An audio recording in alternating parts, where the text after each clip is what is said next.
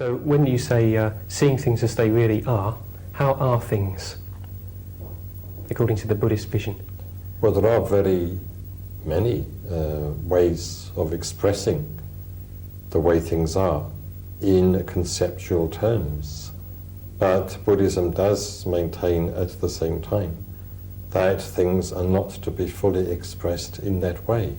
It is a matter of direct personal experience and vision, but nonetheless Buddhism does give some pointers, some conceptual pointers. It would say, for instance, that one sees things as they really are when one sees that all conditioned things are impermanent, with a real seeing, not just a purely academic, as it were, intellectual acknowledgement of the fact, but one really does see that things are impermanent, that conditioned things are impermanent, that one's own body is impermanent, that one's self is impermanent, that one is changing all the time, and that in that process of change there is no unchanging element, there is no unchanging individual self.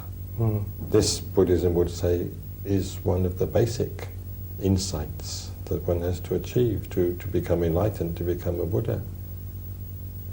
So how would one go about getting to a position where you could have such an insight? Well, in Buddhism the path is threefold. There is a stage of ethical practice, there's a stage of meditation, and there is the highest stage of all of wisdom or insight.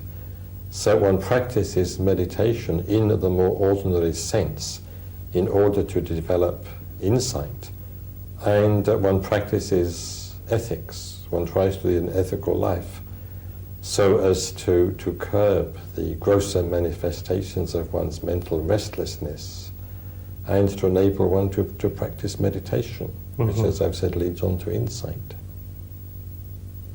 So you said meditation leads on to insight.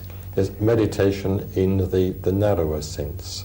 Meditation not in the sense of insight into reality itself, but meditation in the sense of bringing the mind into a state, creating the mind, creating in the mind a condition in which it can develop that insight.